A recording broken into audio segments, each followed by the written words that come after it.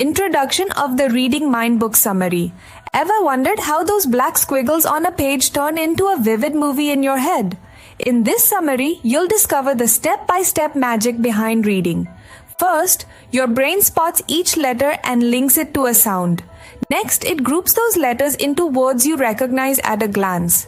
Then each word lights up ideas and memories, like how stormy brings thunder and danger to life.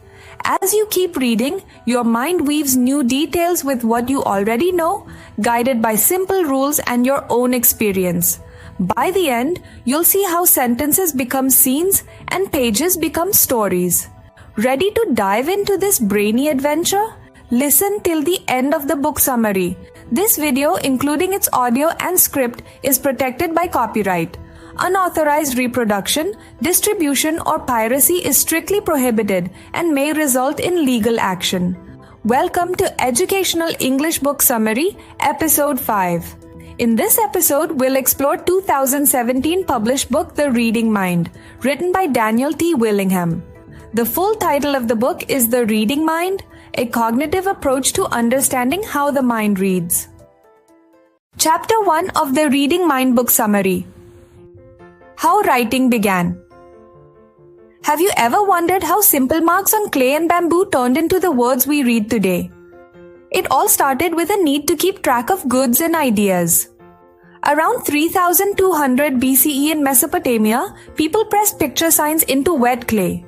By 1200 BCE in China, they scratched symbols on bone. These early systems worked, but they used hundreds of signs. That made them slow and hard to learn. Then came the mix of pictures and sounds. In Egypt, hieroglyphics could show an idea or a sound. In Sumer, cuneiform did the same.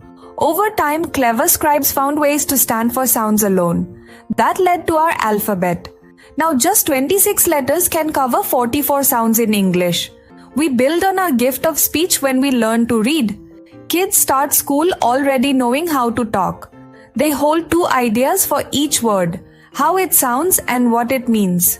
You might say a fancy word out loud but not know its meaning, or know a simple idea like the groove between your nose and lip without the name philtrum. Reading brings in a third step. First, your eyes learn to spot each letter.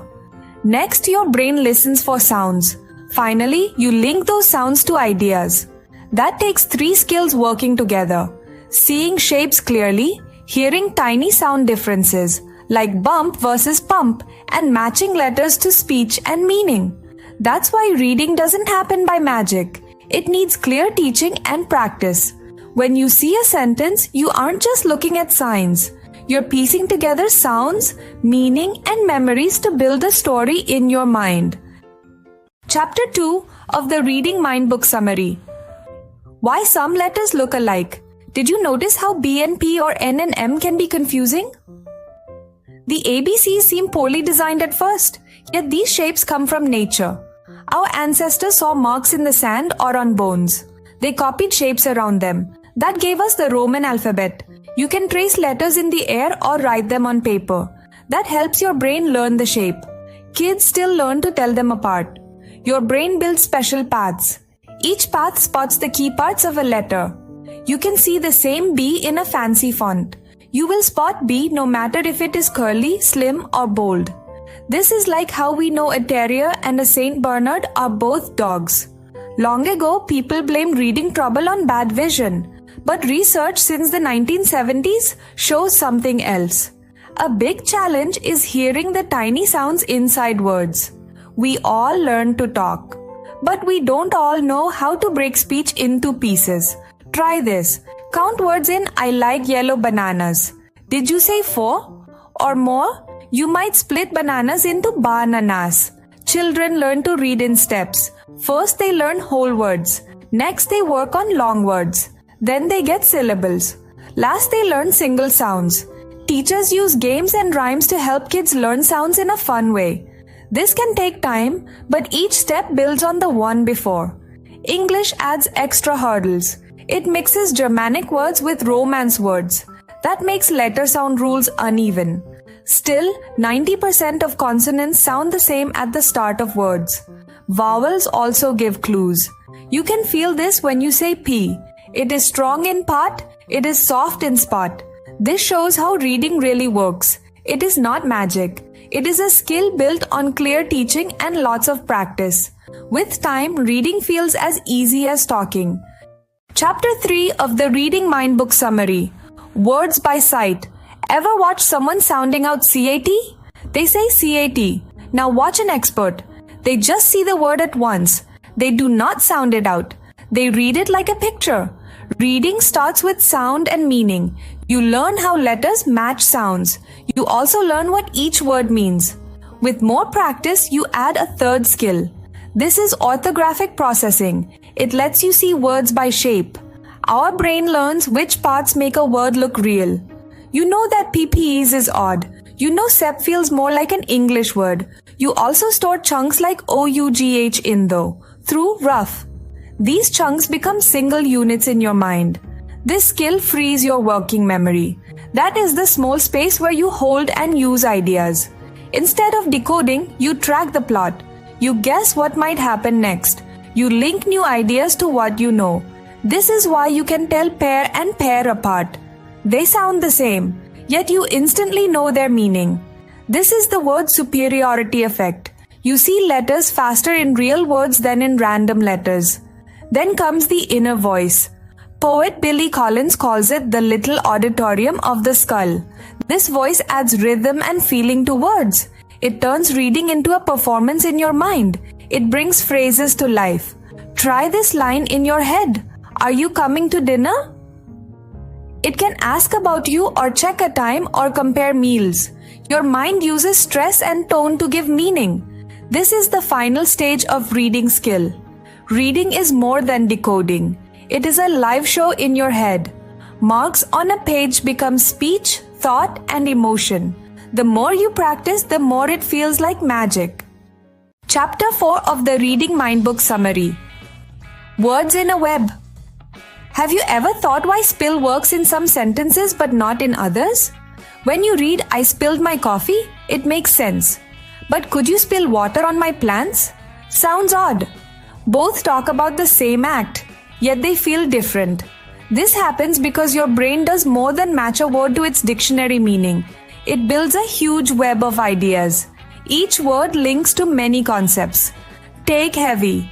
A 50-pound watermelon feels heavy, but a 50-pound person does not. Context makes you choose the right sense. When you see spilled milk, your mind jumps to mess and clean up. But oil spill brings up thoughts of environmental damage and disaster. One word can open different doors in your mind. The more links a word has, the richer your understanding becomes. Think of watermelon. This word connects to fruit, summer, green rind, red flesh, sweet, juicy, and more. All these ideas form a network in your head. They help you work out the meaning of new words. If you don't know a term, context can guide you. For example, if you read Connor used Kevlar sails because he expected light winds, you infer that Kevlar is a strong fabric for sails. Researchers say you need to know about 98% of words in a text to read smoothly. That is only 1 or 2 new words per paragraph.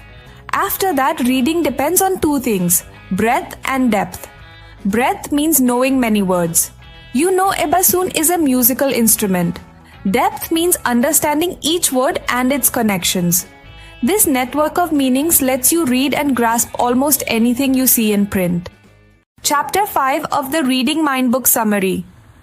Making sense of stories. Have you ever seen a pile of words and felt lost? Try this jumble. Biting dog is that cat there. You know each word, but the meaning hides until you put them in order. That dog is biting the cat, or that cat is biting the dog. Same words, very different scenes.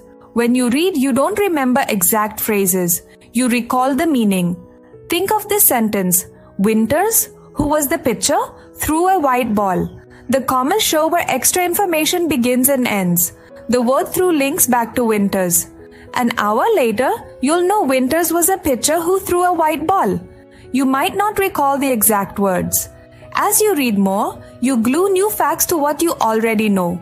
Sometimes words repeat. The juice is in the trunk. The juice is warm. The trunk is open.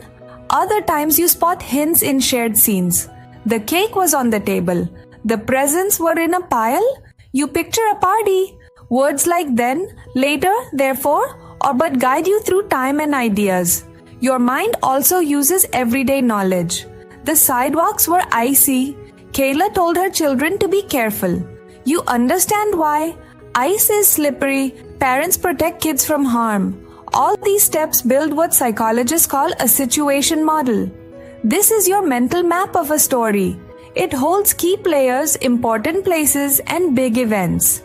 You use it to follow a novel from chapter 1 to chapter 10. You might forget a character's exact introduction, but you remember who they are and what they do. This mental map makes reading feel easy. It turns words into scenes, ideas, and feelings. It helps you discuss a book you read months ago. You may not quote lines, but you still grasp the whole story. Chapter 6 of the Reading Mind Book Summary. Creating lifelong readers. Have you ever wondered why some people dive into books and others don't? Being a fluent reader is more than speed or skill. It also needs the right attitude, strong motivation, and a healthy self-image. The best way to become a great reader is simple. Read more. But first, you must want to pick up a book. Your attitude has 3 parts. You need to believe reading matters. You need to act on that belief. You need to enjoy the feeling of reading. Studies show the feeling part is key. When you enjoy reading, you read more. That makes you better. Then reading becomes even more fun. Motivation has 2 sides. One is expectancy. That is how well you think you can succeed. The other is value. That is how much you treasure the activity. Imagine a child who loves the Despicable Me movies.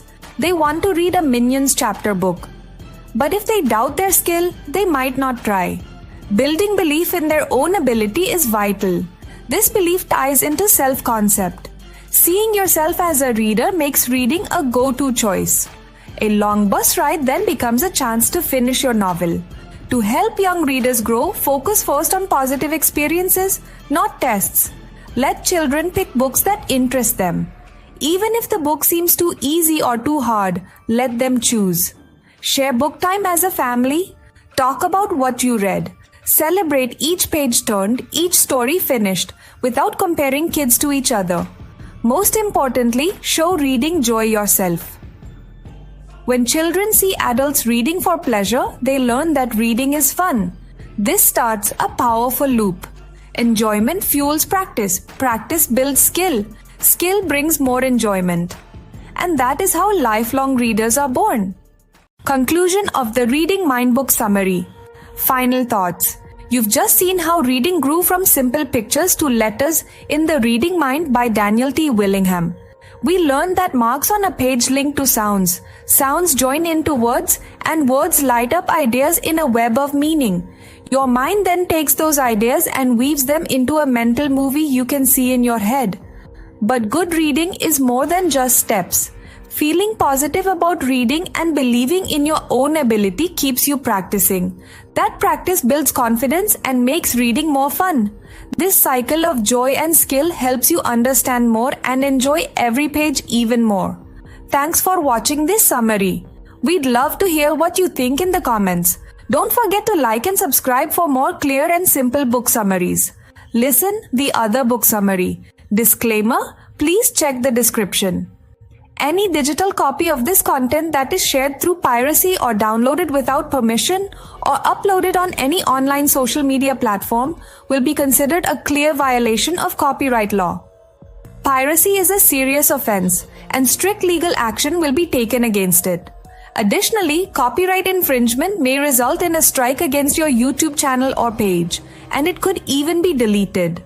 Therefore, please do not engage in piracy or support it. This content has been created based on the references from the mentioned book. However, it may contain some unintentional errors or inconsistencies due to human or mechanical mistakes. If you notice any mistakes or inconsistencies, please accept our apologies and inform us through a comment or message. If you enjoy this book summary and wish to gain complete knowledge of the book, then please consider purchasing the book from an online or offline bookstore and reading it. Thank you.